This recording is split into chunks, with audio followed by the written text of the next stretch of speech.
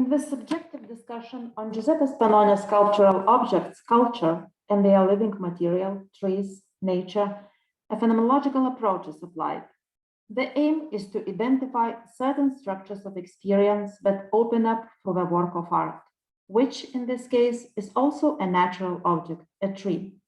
I argue that time is the key element and cornerstone of Penone's creative strategy.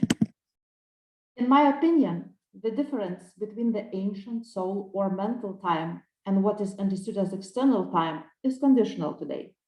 Since from the 20th century, the soul has been firmly established in the body. The aspect of corporality is unavoidable even when discussing psychological time.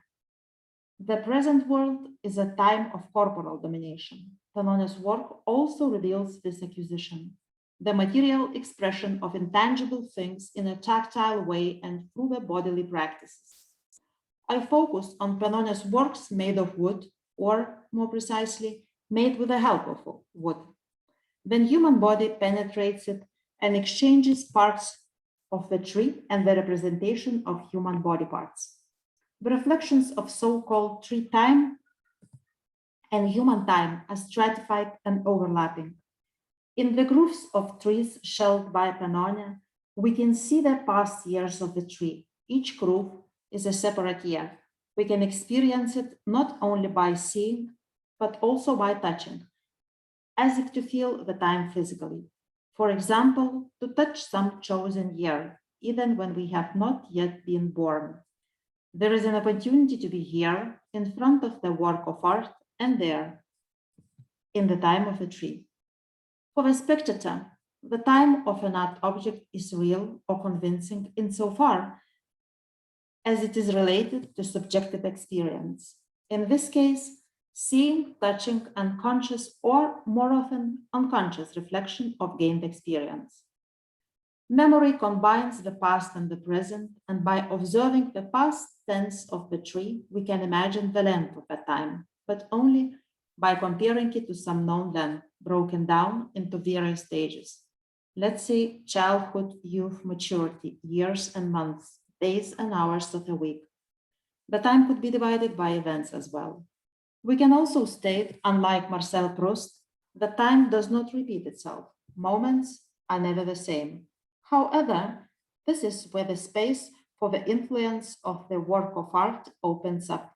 And in this case, the problem field of the sculptural object turns into a medium for a seemingly possible return and repetition.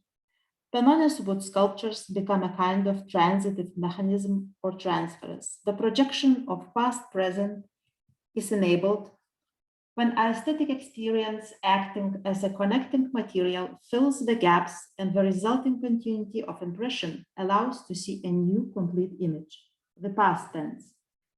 By observing, distinguishing, and capturing moments of the tree time, the spectator is provided with an opportunity to transform his or her perception from aesthetic experience to another state, ethical experience.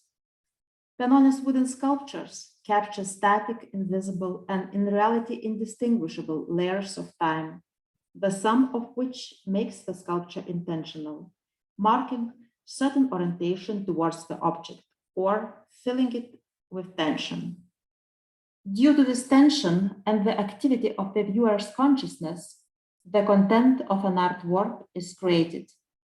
To outline this content, I introduce the concept of gesture and use it to unfold the joint action of a man and a tree in a work of art.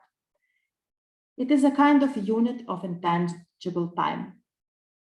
In Penone's creative process, the tree and the trees participate systematically for decades in two ways.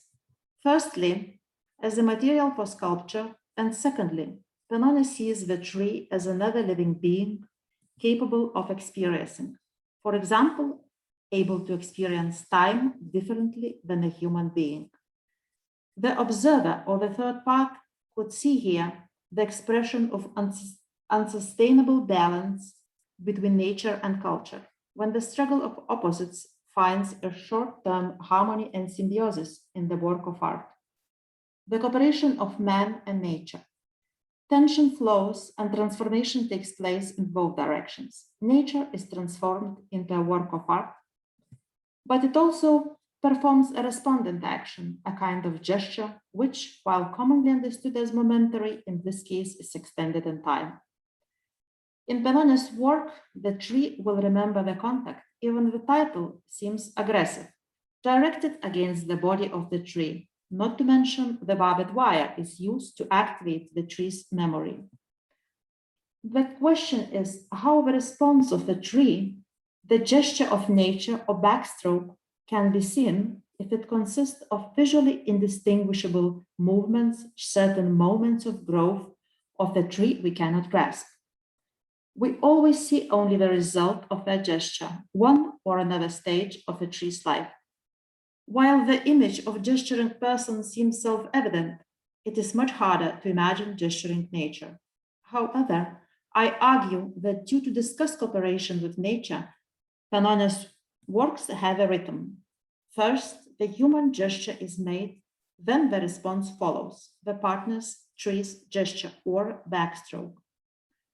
When a foreign body is inserted into the body of a tree, or the tree is deformed, it responds by changing its form or the direction of growth, while it can also absorb or expel the foreign body, in this case, a human hand made of bronze.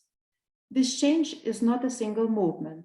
It is a sequence of movements invisible to the human eye, which we may consider as gestures due to the so-called intention of the tree, which is the reaction of the plant in a certain way. As the growth of the tree is slow, there are large cracks between gestures, pauses of various duration, and the gaps invisible to human eye are formed between one or another gesture. When a foreign body is very slowly sucked in and enveloped by material corpus of the tree, time fills up the cavities and combines gestures, making the change noticeable as a certain stage of a tree growth. It is like jumping over time-bound invisible phases, too tiny for a human eye until the moment of gesture fixation, when we notice that the hand has clenched the trunk with more force, or the wire tucked into the tree's body has etched much deeper. In a visually static, inanimate form, gestures are only imaginable, and we cannot see gesturing at all. However, the presumption of gesture in Penone's sculptural objects created in partnership with nature is possible because of the living or life element in the work of art. The only condition required here is the ability to move independently of any speed or any extension of the duration of movement over time. The intersection of the bronze hand and the responsive movement of nature both represent physical gestures of different bodies. It is important that one living body changes another living body. One matter transforms another through a physical relationship. On the other hand, the same gesture connects the present and the past in one material form. If we would experience, it will continue to grow, except at that point, by seeing and touching today, we would witness long-term gestures that we cannot catch, focus on a coherent movement. We have to step out of the human duration of time and obey to the duration of time of a tree. In this case, man surrenders to nature's time. When we are facing a living work of art made using a growing tree, we constantly capture a certain moment of gesture, always another and always elusive, invisible to us.